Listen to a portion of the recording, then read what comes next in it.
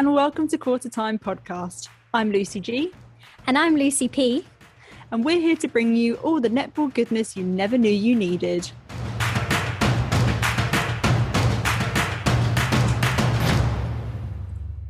Hi everybody, welcome to episode 7 of Quarter Time Podcast.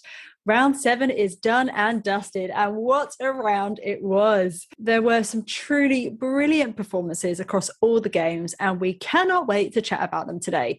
So Luce, what have we got coming up?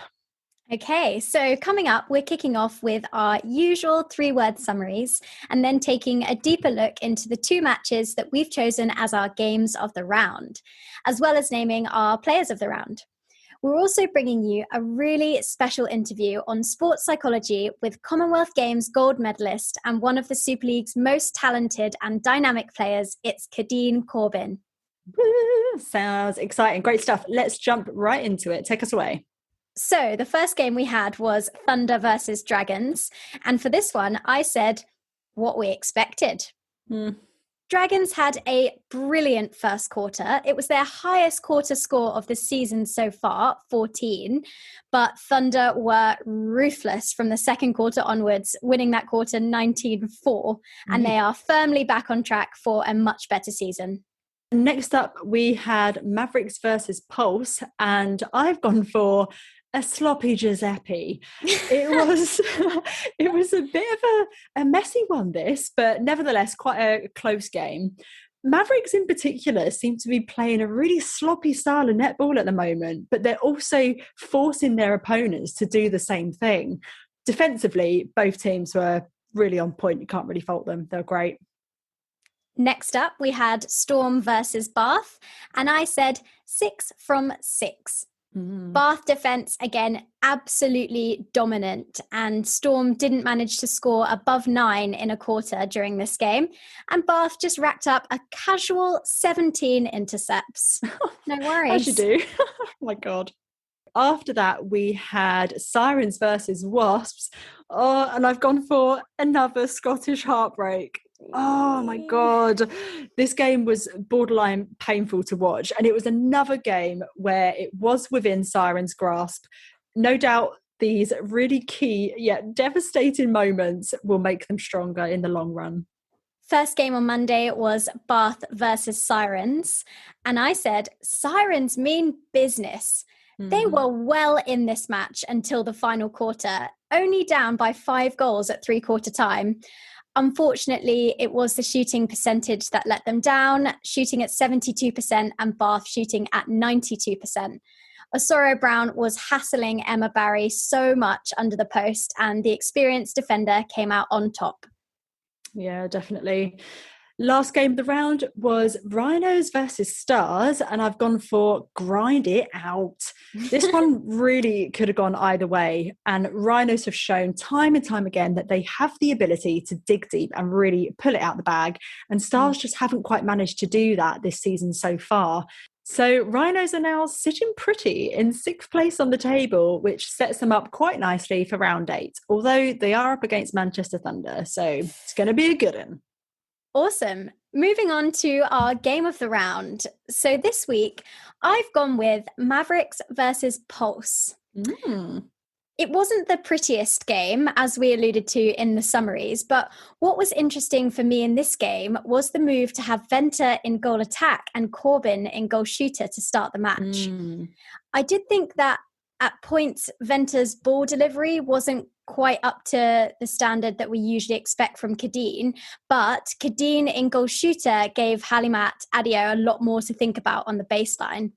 They did end up switching back to the usual lineup in the final quarter and obviously won the game by 7. As we mentioned, the unforced errors in this game were pretty high. It was 24 across the game, so that's 1 every 2 minutes. This does seem like a lot, but the average for round 7 was actually 18. But I think it was most noticeable in this game because it was actually both teams making the mistakes. It wasn't just one-sided like you see in the Dragons Thunder game. It was a real battle of the defence, which we have seen a lot this season. I absolutely cannot praise the London Pulse defence enough, but Quashie was all over Ziggy Berger from the start. She was totally hidden, wasn't an option for them. She shot 18 from 22 at 81%, which is pretty low numbers for her. She's usually such a target. Rothwell obviously had to take a lot of the load, and she shot 14 from 17. So she was working pretty hard out the front. What I really want to see from Mavs is them being able to put teams to bed by halftime, like Bath and Lightning have done. Mavs were ahead comfortably at halftime as they won the second quarter 11-6, but then they let Pulse come back again within 2 in the final quarter. And I thought, oh my God, this is going to get exciting. And then it all went to pieces at the end with Pulse not really standing up in that kind of match-winning moment. They actually scored 2 goals in the last 8 minutes of the match. So Is that inexperience? We don't know. I mean, they have been better in this game, but they're still not really finding that attacking rhythm. So yeah, overall, a very low-scoring game. And the big question that came out of this for me was, are either of these teams top 4 sides this season? We're now in round 7, and we keep saying, most weeks we say, oh, we think Mavericks have got more to give, but I hope we see it soon. Yeah, I completely agree with you. It is something that we say time and time again, Mavs have got so much more to give, like they're so much more dynamic than this, but we're just not seeing it. It's a bit of a tricky one, but I actually felt a bit sorry for Pulse. I felt like they had the ability to win this, but the problem for me was in that goal shooter position. Siggy just seems a bit off this season.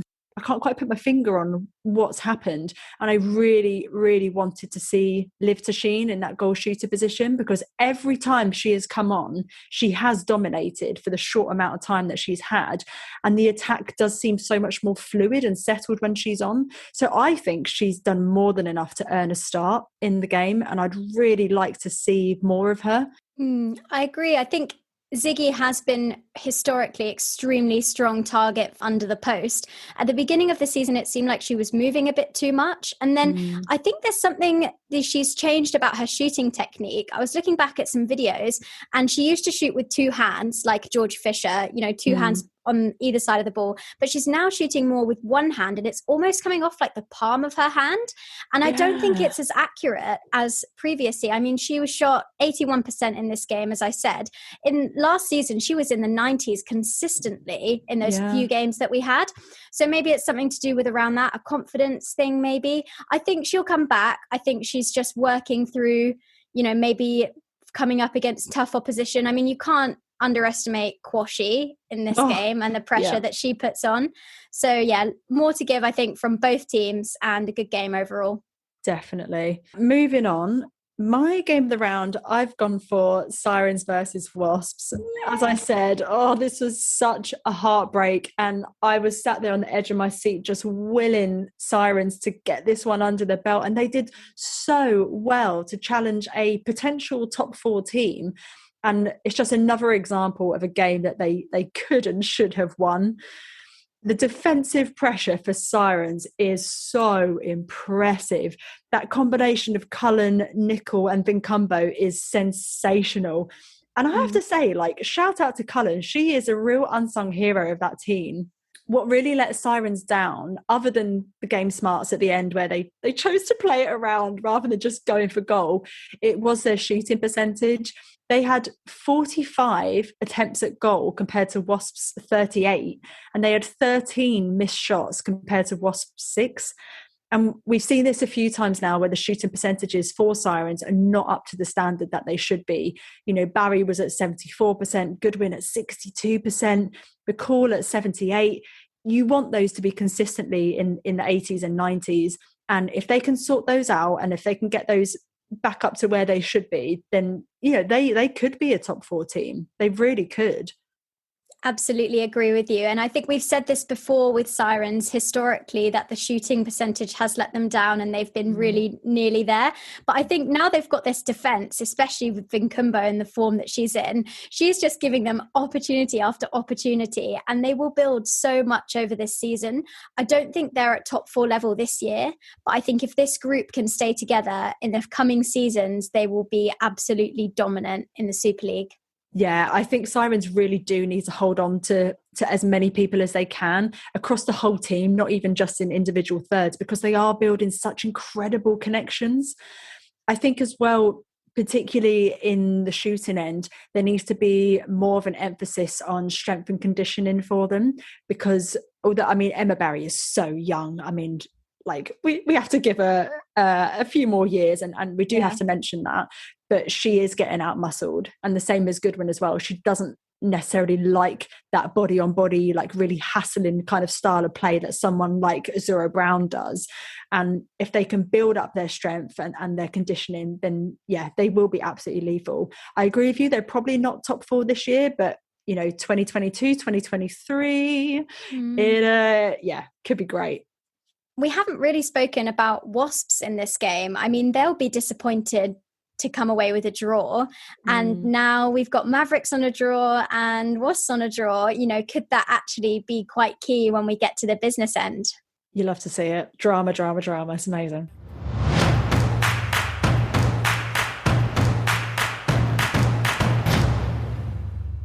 So moving on to our players of the round, Lucy P, hit me up. Okay, so I have gone for Imogen Allison this round. I think she is consistently very, very good and not very often talked about. She's obviously in a team full of total superstars who have significantly more England caps than her, and also a lot of the others have experience playing in the ANZ and SSN, but she can totally match up with those guys. And for me, she is the future for England. I think she's got huge potential, and she's learning from the absolute best at Team Bath. In the Storm game, Storm were really struggling to get the ball into the circle, and Allison was absolutely instrumental in this. And then in the Sirens game, her just constant pressure is so tiring for the opposition, and she had that 3-foot mark over Beth Dix, which was absolutely lethal. I think how she shuts down the wing attack drives is incredible, and I just want to pick out some key stats from her this week. So penalties, first game 1, second game 3. Wow. Intercepts, first game 1, second game. I sound like that guy, who does the news. He's like Manchester United 1, Reading and Leeds. No, not Reading and Leeds. What am I talking about? Do you remember that? Did you ever listen to that? Sorry, got distracted. Deflections 2 and 0, turnovers 1 and 3. But this is the key thing for me. Unforced errors 0, 0, none. Boom.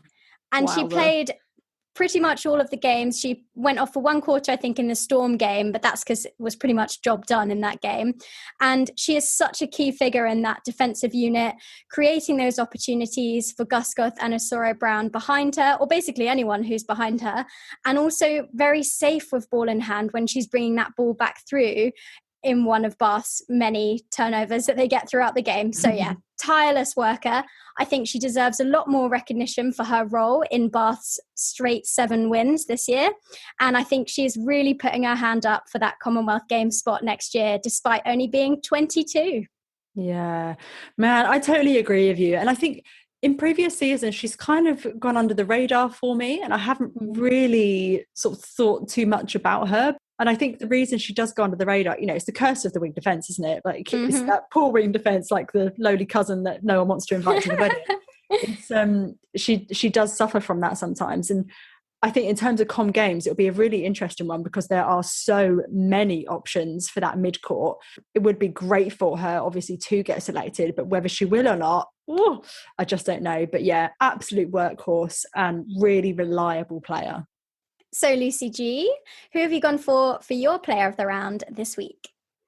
So I am officially this player's newest, biggest fan because I just cannot get enough of her. And it was really close. I was almost going to pick her last week, but Adio just pipped her to the post for me. But this week I've gone for Tawera Vincambo. This woman is just insanely good. She's leading the intercept table at 30 intercepts. The next highest above her is Koshi with 21. What? So she's 9 ahead. She's leading the turnover table at 44. Next highest is Herdman with 33. Wow. She's third for the most deflections, just 6 behind Leah Middleton, who's at the top on 30. She is just across every level and every stat, she is either top or right up there. And she's proven herself to be the signing of the season. I mean, imagine being Stars right now, having let her go. I just going to put that out there. The speed of her footwork is unbelievable. And Camilla Buchanan alluded to this in the halftime commentary. She makes the intercepts look so easy, especially that one where she's like near towards the front of the side of the circle and then she drops back under the post and just snatches it out of the air.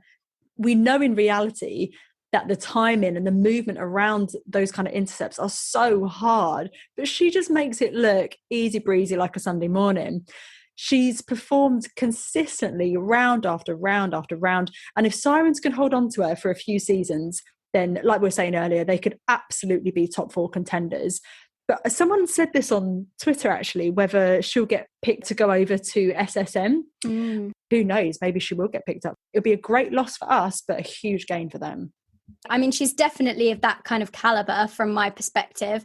I'd love to see her up against some of those Aussie shooters. I think she would give them a really good run for their money. She's been fantastic and well-deserved player of the round, 100%. So what did you think of this round overall? I feel like we've got a fairly clear top and bottom within the teams in terms of the ladder position and stuff like that. And a couple of those lower teams like Dragons and Stars, we have seen them really struggling a bit. What do you think kind of plays into that? Oh, it's really interesting. And the Dragon and Stars thing, I've been thinking quite a lot about that, because you look at the bottom of the table, it's Dragon, Stars and then Pulse. But I've sort of taken Pulse out of that little section at the bottom, because although they did start off quite poorly, I would say, they have shown in the last sort of 2 or 3 games that they are learning from their mistakes and they are coming out stronger, better, faster, harder. Whereas I don't feel, other than like the occasional quarter here and there from Stars and Dragons, that they are learning from those mistakes. And I don't feel that they're putting on a better performance consistently. And so I sort of wonder, you know, they mentioned in the post-match interviews, Melissa and Tanya, that in training they're doing well, they're looking strong, this, that and the other, but they're just not delivering on court.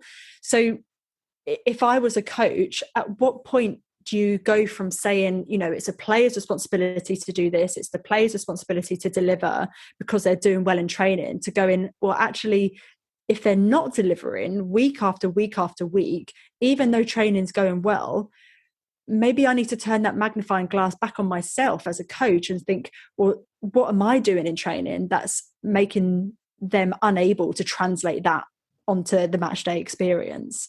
Yeah, I noticed that actually. I really like the honesty that we're getting from the post-match interviews from the losing coach particularly. But I did notice after the Rhinos game that Melissa said, you know, Hannah Wilkes asked her, oh, do you think that was a good performance? And she was like, no, that wasn't a good performance. That was terrible. She said that they gave the game away. And one of the things that was interesting was that she started off saying, we gave the game away. We, you know, had lots of turnovers. And then she said, they are going to have to travel home tonight and take that loss. And then she was almost like distancing herself, talking about they, the team, rather than we, the team. And so I wonder if there is a real frustration, obviously, in there, that she feels like, what else can I do? Yeah, and I think the reason for me why I've taken Pulse out of that is that you can see there's been like a definite shift or change in the performance of Pulse. So Sam Bird's obviously looked at those performances, acknowledged that they were, you know, poor, and she has changed tact. She has changed her strategy, and you can now see that on court, whereas we're not seeing that maybe a little bit with Stars, but you're certainly not seeing that with Dragons. And, you know, in Dragons' game against Pulse, her players said to her, we don't deserve to be here. So as a coach, if your players are saying that to you, how do you come back from that? How do you respond to that? It's tough. Yeah, we'll have to see what happens as we get further into the season, definitely. Coming up, we speak to Maverick star shooter Kadeen Corbin about sports psychology within netball.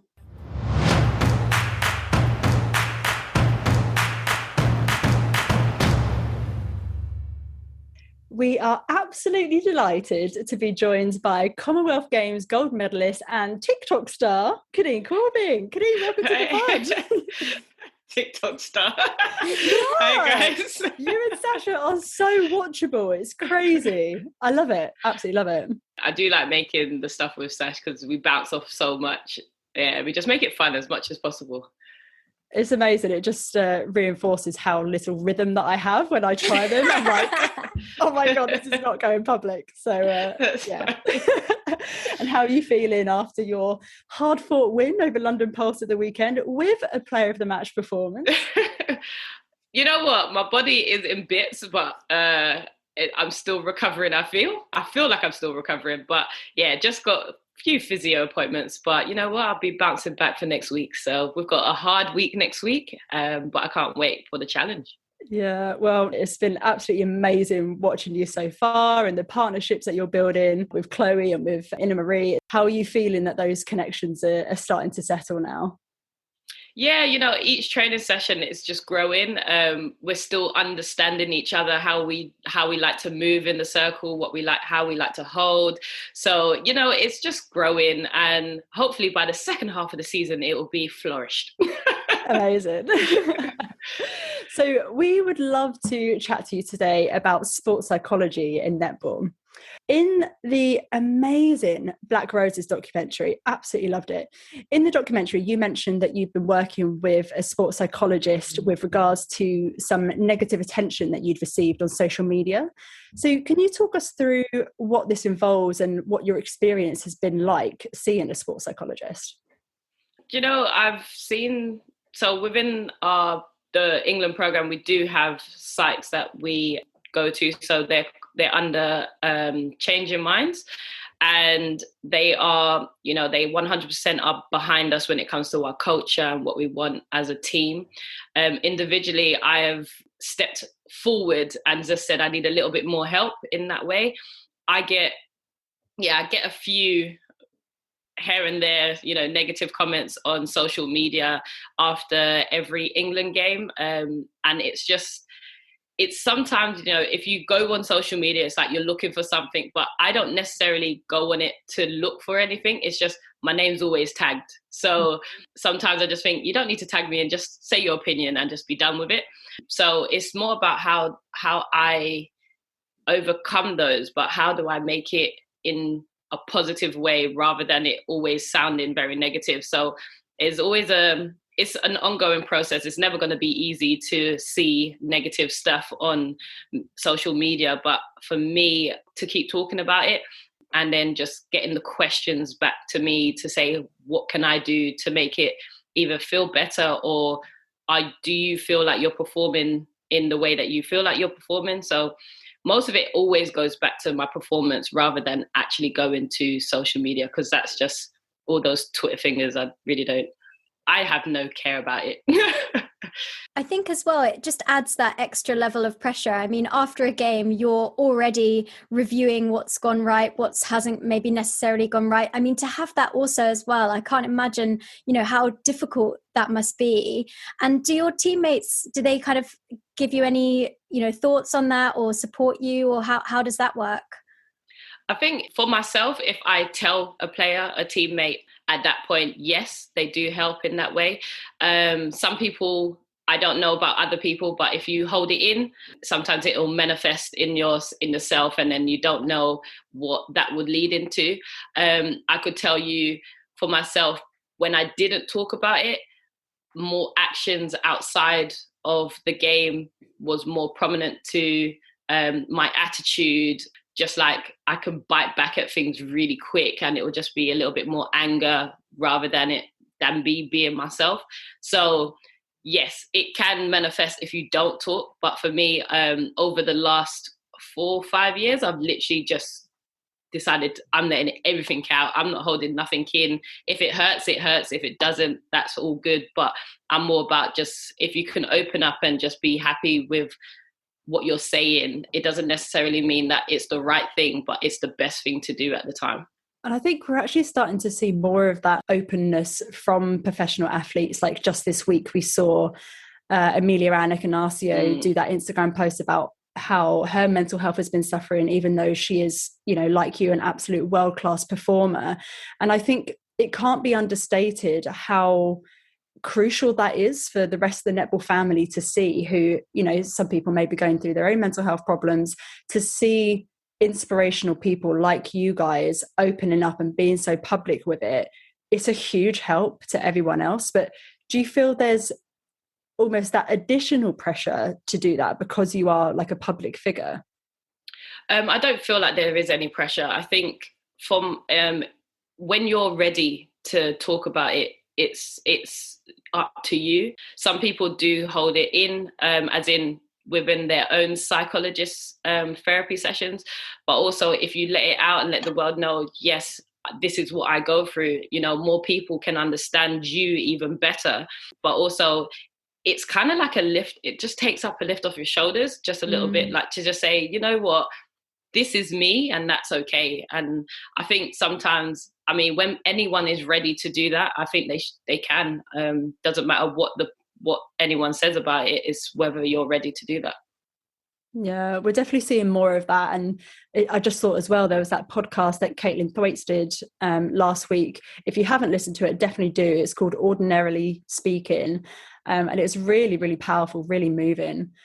So in the Black Roses documentary as well, you mentioned that although you were personally seeing a sports psychologist, the structure for that kind of support doesn't really exist at the moment. Can you tell us a bit more about this? Like, what is the current situation with sports psychology, like within the Super League specifically? I can't speak for every club because I don't know what every club looks like, but with us at Mavs, we're absolutely 100%. We have a sports psychologist who comes in and out when you need her, but also I know during the times that we had during the pandemic, we had group sessions just to make sure that we're still all okay. And, you know, she's always there on the other end of the phone whenever you need her. So I know for a fact at Mavs, we have a great system when it comes to sports psychologists. And I can't put any bad words to it. We've definitely got the backing of that. I can't speak for any other club, but hopefully that other clubs do have it. So obviously during these times, it has been very crucial to have as well. And is that something that Mavericks has always had, or is that a new thing that's been brought in with the partnership with Saracens? And obviously you've got like the resources of the rugby club within Saracens. Is that something like a mutual benefit that you've experienced since that partnership started? No, so we've actually had a sports psych quite a long time now. I can't remember how many years, but I think since I've been at Mavs for the last 3 years, she's definitely been there. So it's a growing thing. I think not everyone uses sports psych because they potentially don't understand it. But I definitely know those who have been in the higher end of the performance side has worked with, and not just working with the club psych, is actually working internationally club psych as well. So they work alongside each other. So it will help that athlete even more, because you do see, especially for me, internationally, we obviously see them 6 months in the year and then it goes into Super League. So I want that transition to look smooth. So I always make sure like the communication is there. They understand what I'm working on, what I need to move forward to. So there's no barriers between the two. That's amazing. You know, I assumed there would be something similar within the England setup, but actually when you do transition back into Super League, to make sure that that collaboration is there to ensure that your welfare and the welfare of everyone else who's seeing the psychologist within the England programme into franchises, that is there to support them. Yeah, I mean, it's just, there's no point of using a psych and then saying, I'm working with that one only when you're already in another team. And I just think, you know what, there's one thing about me is that I don't like things to be different. I don't like different things. Obviously, different people have different views, which I love, but I don't want it to come from, you know, you need to do this, but I've been working on that and I don't really want that. I'd just rather it be like, I'm working on this. Let's talk about it. Let's keep working on it. Has it progressed? Yes. Has it not? Let's keep working. So that's just where I'm at. And you want to kind of have someone who also has that netball connection as well, and who understands netball specifically in relation to the differences that you might have in another sport and that kind of. So does your psych work on other sports as well, or is she netball specific? Yeah, she does work on other sports, and so does our international one as well. They both work with different sports, but it's not the sport itself, it's the performance. So it's not even about, how to get free, because that's what your technical coach is and that's what your coaches do, rather than this is about the mental side, the performance side of how do I get the best out of you? What makes you tick? What makes you the best player? What is your strengths? Like, these are the stuff that you work on with the psych to understand about what gets you the best performance going out on court every single time. So it's not necessarily netball based, it's just performance based. Yeah, that's really interesting. Yeah, I love that. It's all the different types of player development. You've got your technical coaching, you've got your fitness, strength and conditioning, all of that kind of stuff, but then you also do have that psychological aspect to it as well. That's really interesting. You've alluded to it already, but when it comes to social media, the increase in media exposure that netball has experienced in recent years is absolutely amazing. However, there are some consequences of this growth that largely stay out of sight from the public, such as the impact on players in terms of social media mentions, both good and bad. So as the game has grown and become more visible, do you feel like the support in things like sports psychology has grown along with it? Or do you think more needs to be done to protect players and potentially prepare them better emotionally, mentally, and psychologically? I definitely think it's still in the growth area. I think because the times are moving very quick when it comes to technology, I don't think everyone's up to speed as quick as it can be, but I do think it is growing. I think the education for social media has to really be implemented a bit more. It's not necessarily the psych side. I think that's more to do with understanding media in itself.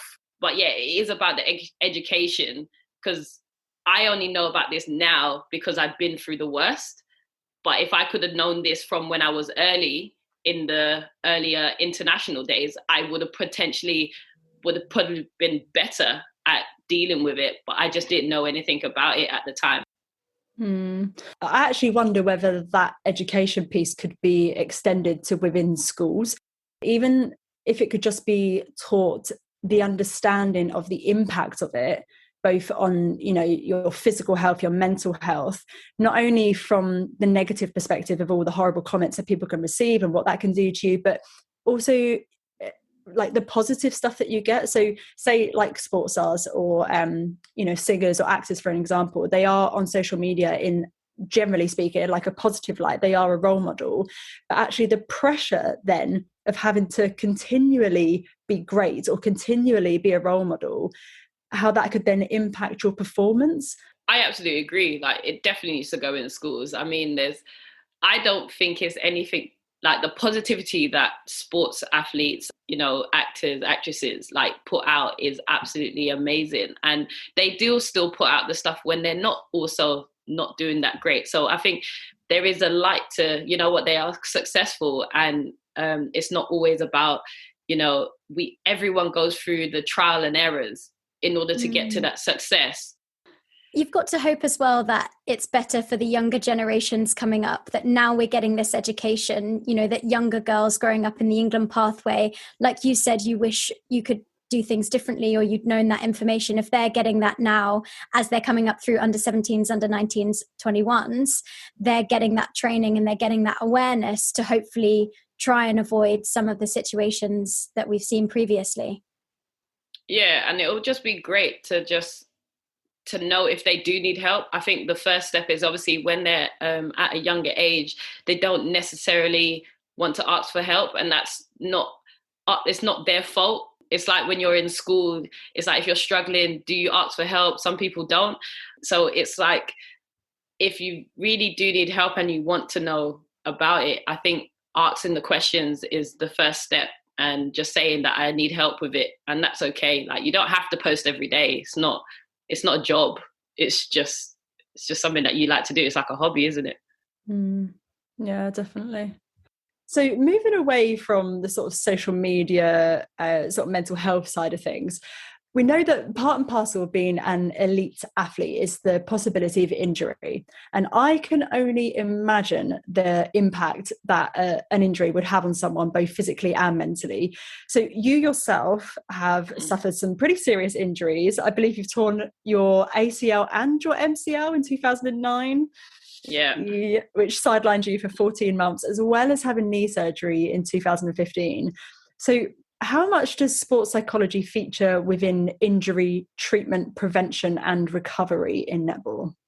Yeah, that's a very good question. I never really used sports psychology during my injury time. That was mostly based on my physiotherapist and the S&C coach. So it was more like just making sure that I'm robust enough to play the game again, and just making sure that I'm strong enough to, take on the hits or, the impacts that's happening. So yeah, it is very key, I think, right now, especially how the times are going. The game is changing, it's getting faster, it's much more physical.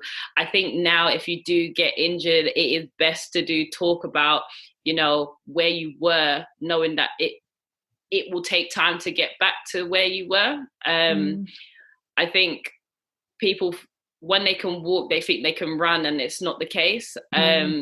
It's just about, taking those baby steps. And as much as we speak about, taking those little mini goals that you have when it comes to rehabbing, those are the same goals that you should have within the psych as well, whilst doing the rehab. So at this stage, how do you feel about going into the next phase? Actually, at that point, it could be, I'm actually scared to go into the next part, because it's about, the next part is potentially playing again. And I don't know what that would look like. I don't know what that would feel like. So at that point, those are the good questions and the good conversations that we should have with good with psychologists, just so we can feel just a little bit better, or even just watching yourself play again. If you have video analysis, watching yourself, what you used to do, how you used to move, those stuff can lift you up as well. But yeah, for sure, how the times are moving, for injury, I think psychologists will be absolutely key in this. Do you think that if you'd seen a sports psychologist at the time that you were injured and rehabbing, that would have aided you in your recovery quicker or better? Potentially. I've always loved the challenge of trying to, be better. So for me, it was never about, I know I can't do it, because I went through my first one in 2009, and then the 2015 one, I already knew what that looked like. So I could push on more and be okay. But when I did my first one, I must say, the first 3 days, I was crying. I didn't think I was going to get back on the court.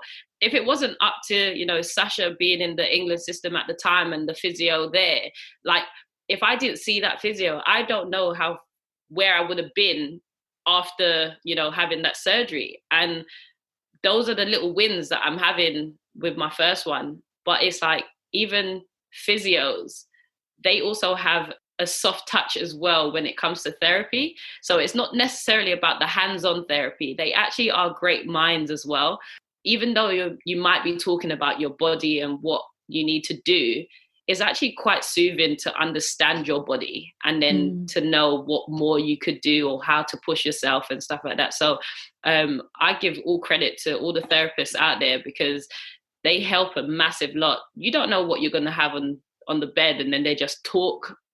Like athletes just talk. If they want to talk, they will talk on any psychologist bed or physio bed, and literally, they will just talk. And if you want to let things out, they let things out. It's very confidential.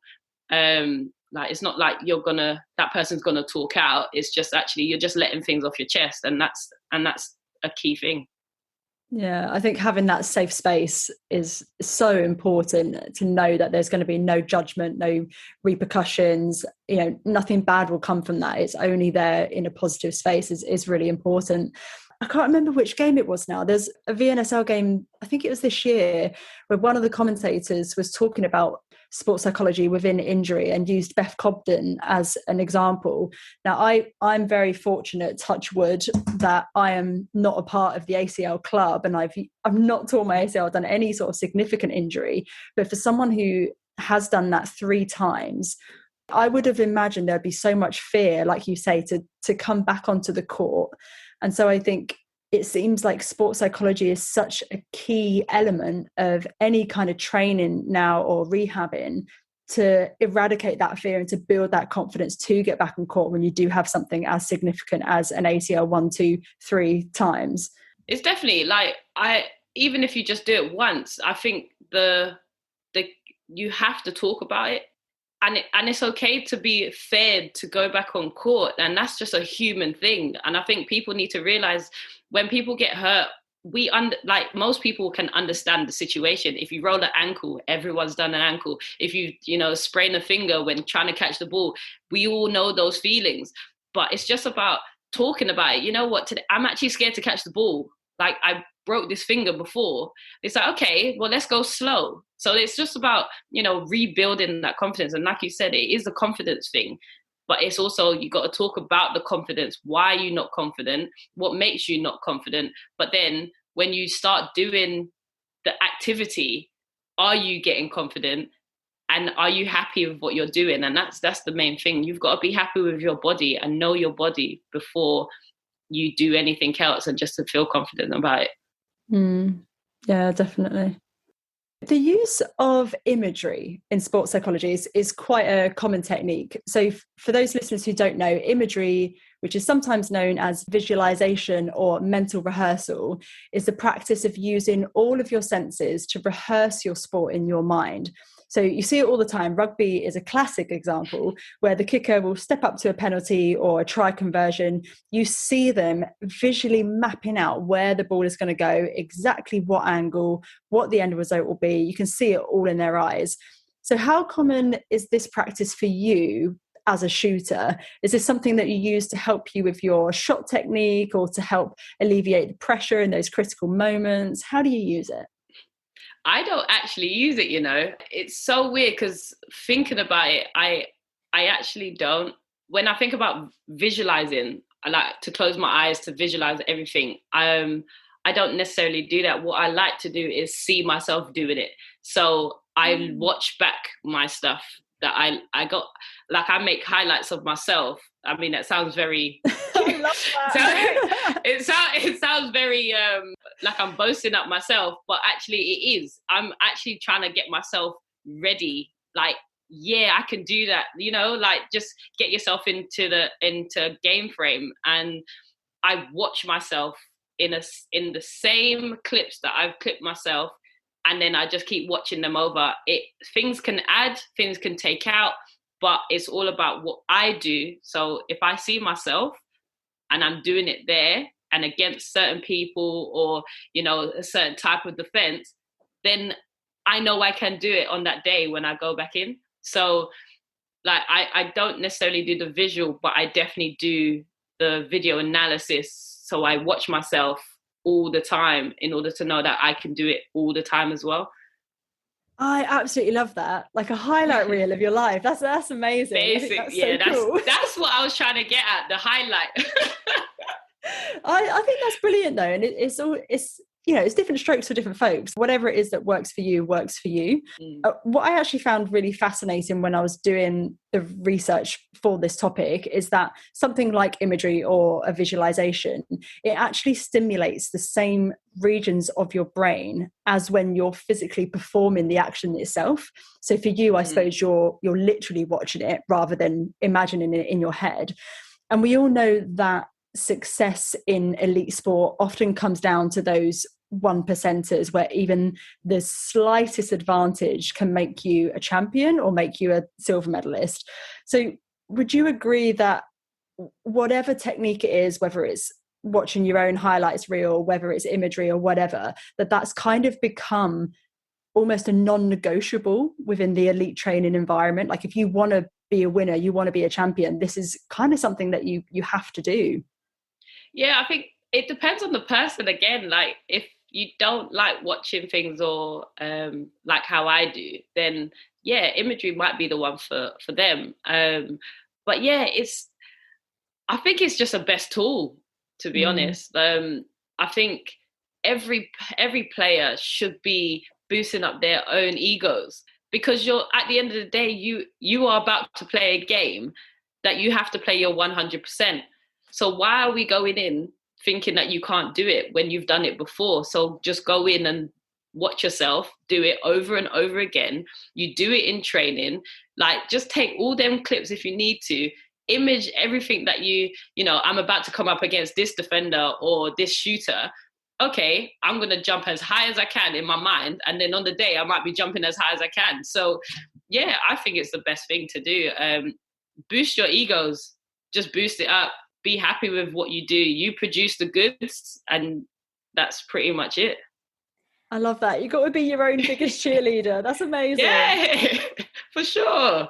Exactly what I was going to say as well, is no one else is going to do that for you. Like, you're the one who's going to do that and put yourself up there and big yourself up. Why not? Especially, you know, there's so many people negative, want to tear you down. That's the main thing, is you're saying, yes, I'm here. I know what I'm doing, and I've proved that I can do it, and I'm going to do it for you right now. I love that. Yeah. Got to be true to yourself. That's all it is. Be true to yourself, be true to your ability, and just go out and rock it. That's it. What an inspirational thing to say, particularly with community netball coming back next week. I know lots of people are going to be thinking, oh, I haven't played in ages, you know, I'm going to be rusty and getting back into it. And, you know, to hear you say that, that's really, really inspiring. You know, just be true to yourself, be confident, and trust in yourself that you can do it, because you absolutely can. I love that. Yeah. But also, don't forget, have fun with it. Yeah. That's it. Have fun with it, because it's a game that you love as well. Yeah, if you're not having fun, you're probably doing something wrong. That's what I say. Well, I think that's such an amazing note to finish on. Kadeen, you've been absolutely incredible. Thank you so much for coming on the show and chatting with us. It's been a real pleasure to hear about your experiences and the kind of insight of someone who is in that elite training environment. It's been really insightful. Thank you so much for coming on. Thank you, girls. Lucy. Lucy squared. Lucy squared. Thank you, Thank you, girls.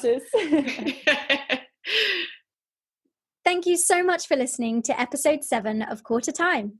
We can't wait to bring you more chat and another super guest next week.